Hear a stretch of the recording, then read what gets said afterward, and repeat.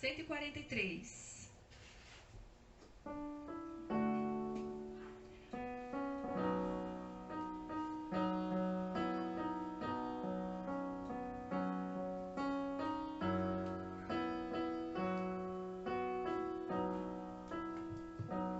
Homem cego eu andei e perdi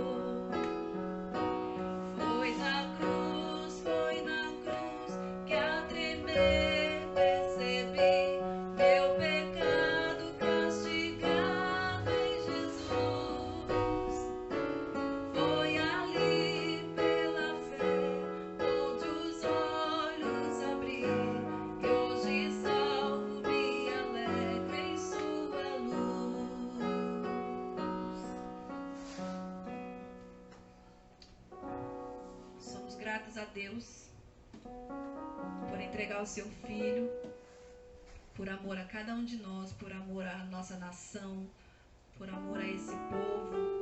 Louvamos a Deus por tudo que Ele tem feito em nossas vidas, por Ele ter nos guardado, continuar nos guardando todos os dias. E Ele é a cura que nós precisamos. É Ele que entra com socorro no momento em que nós mais precisamos. Ele é o Deus da cura. Aleluia.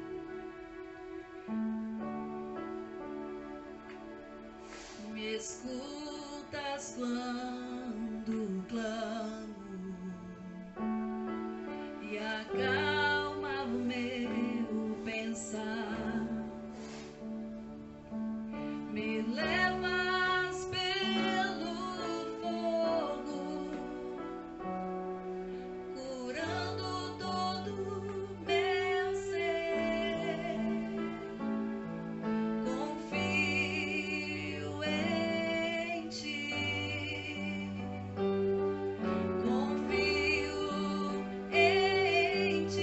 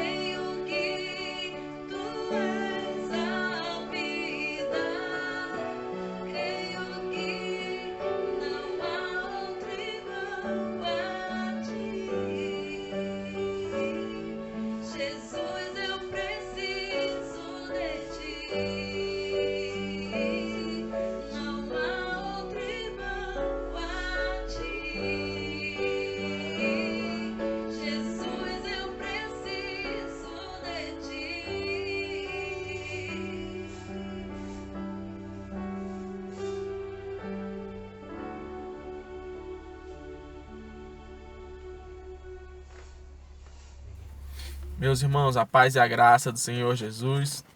Nós temos hoje mais uma sexta-feira, mais um culto de oração.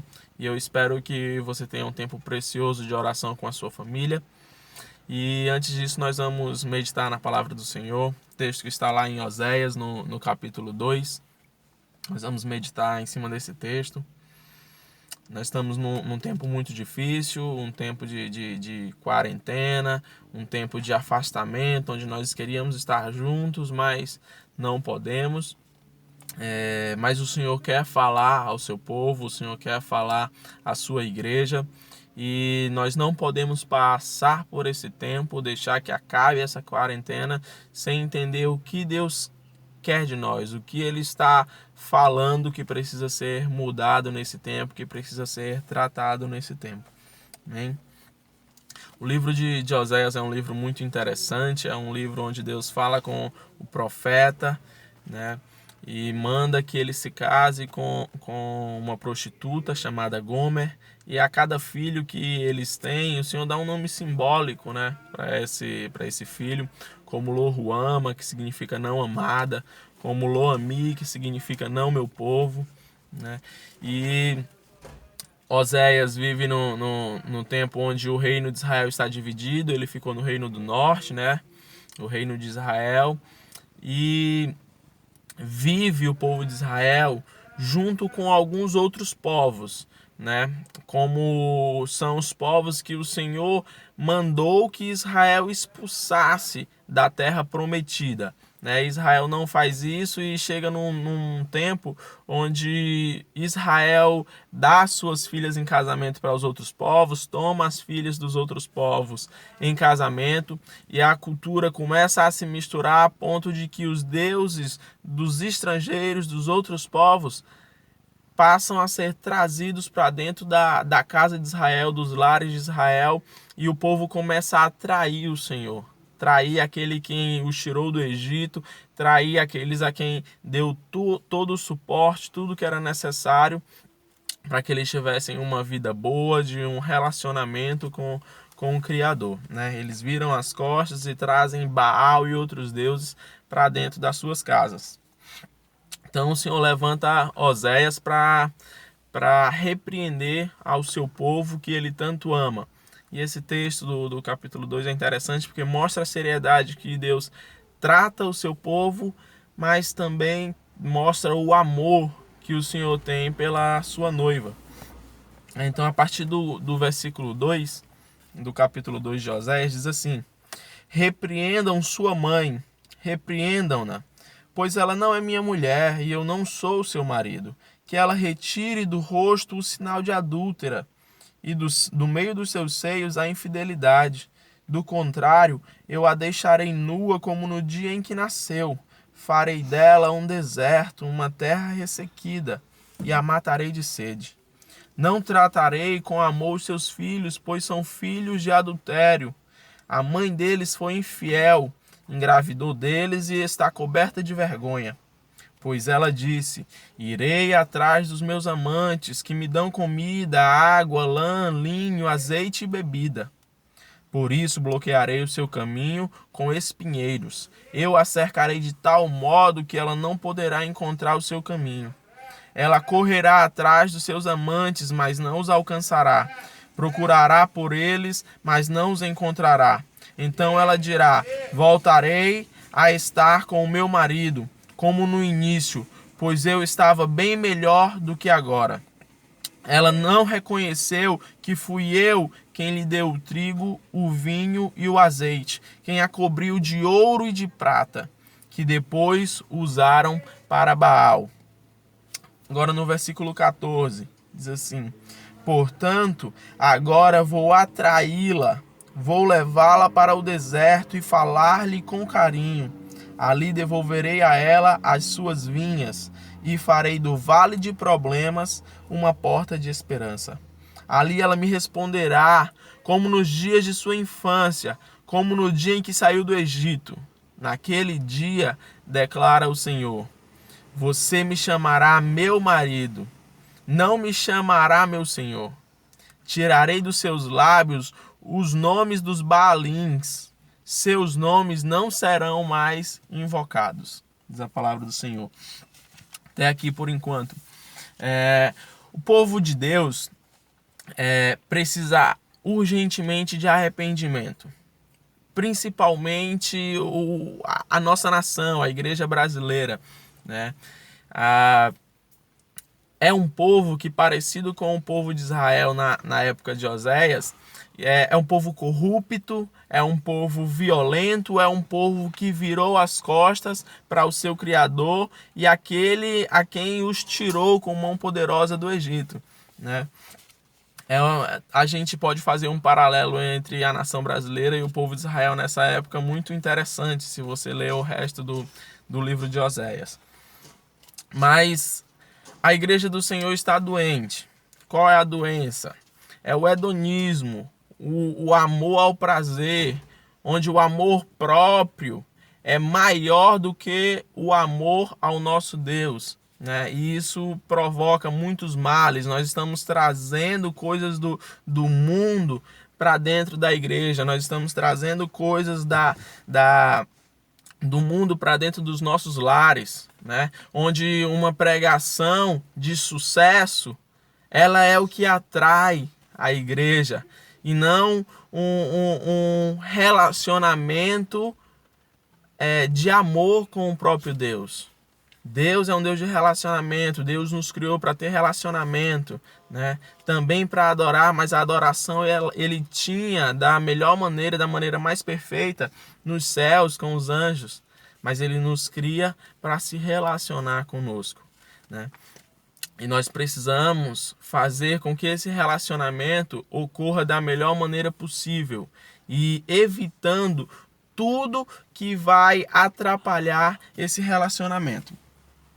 E quem faz a igreja somos nós, as famílias. Então, se tem algo errado com a igreja do Senhor, com a sua noiva, tem algo errado com as nossas famílias. Então, a mensagem é para que você pare e reflita, analise o que na sua vida, o que na vida da sua família precisa ser transformado, o que precisa ser deixado, quais são os deuses que foram trazidos, os prazeres, os amores que foram trazidos para dentro da sua casa e que hoje atrapalham o seu relacionamento com o próprio Deus.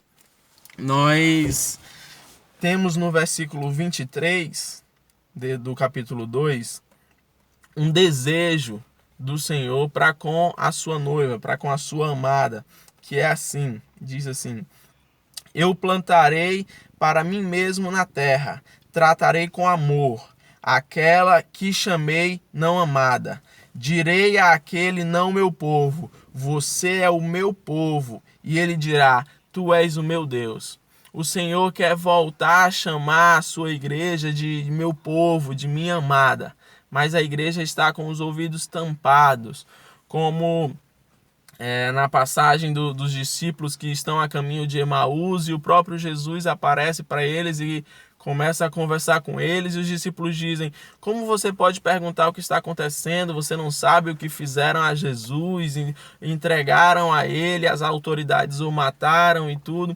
E é o próprio Jesus que está conversando com aqueles discípulos que estiveram com ele e eles não conseguem reconhecer, mesmo estando ali do lado, Jesus conversando com eles.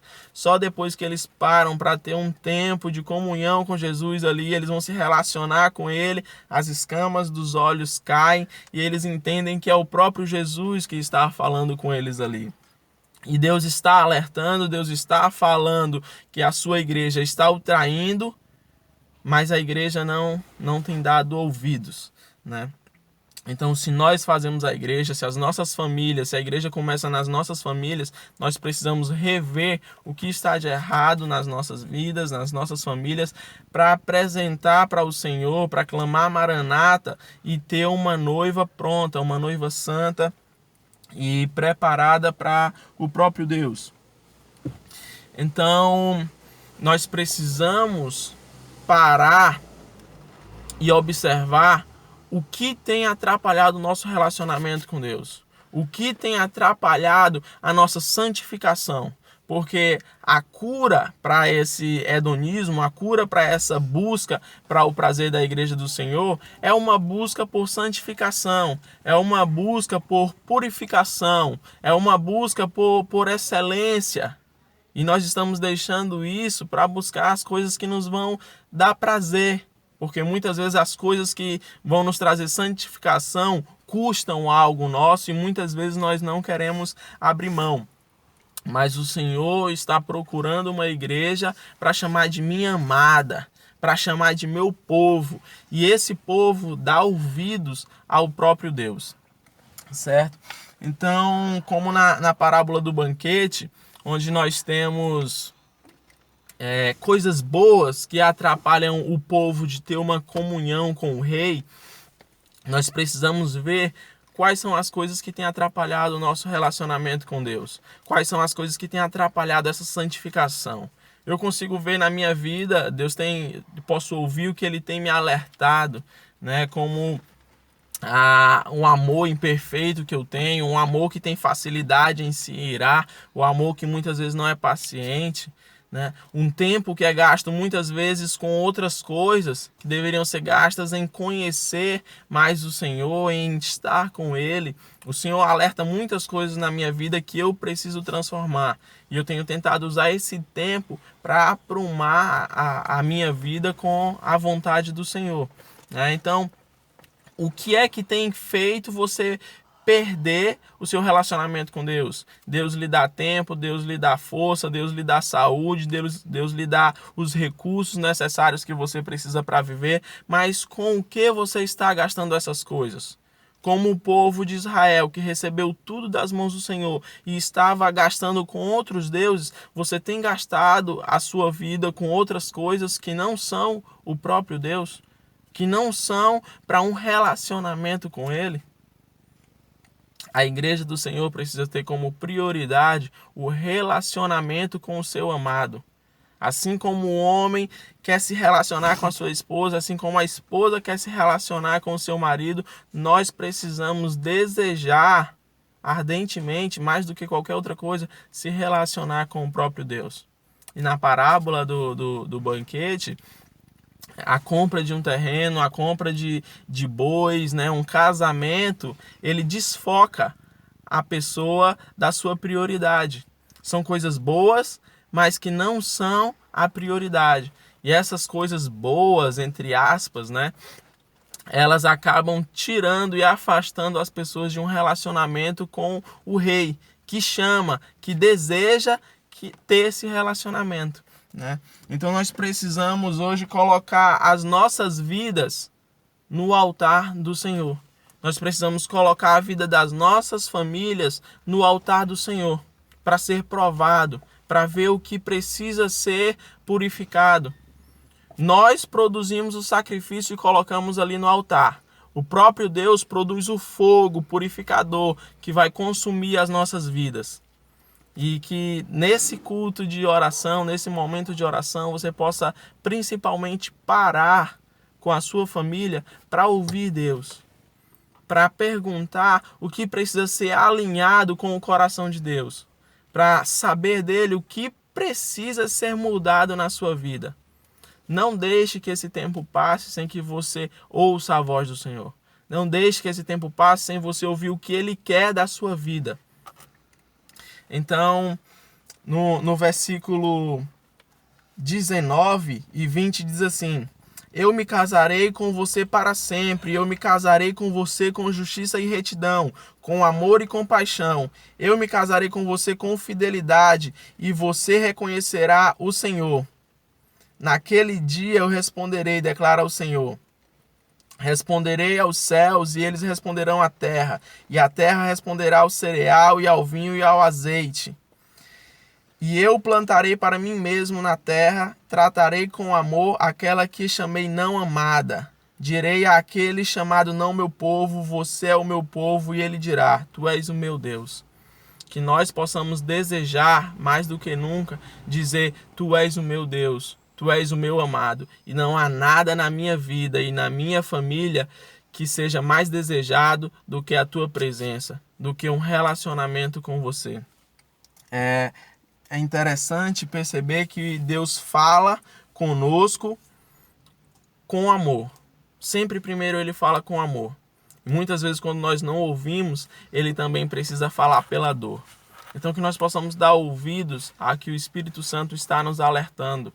E é importante ressaltar que o próprio Deus tem o desejo de tirar o nome dos outros deuses dos nossos lábios. Como diz no versículo 17. Tirarei dos seus lábios os nomes dos Baalins. Seus nomes não serão mais invocados. E a palavra do Senhor diz: e eu me casarei com você para sempre. Nós precisamos estar prontos para esse casamento. Nós precisamos estar santificados, purificados. Nós precisamos ouvir o que o próprio Deus tem para arrancar. Quais são os nomes dos deuses que precisam ser tirados dos nossos lábios. Com o que nós estamos gastando o nosso tempo, a nossa saúde, os nossos recursos, que não é um relacionamento com o Senhor.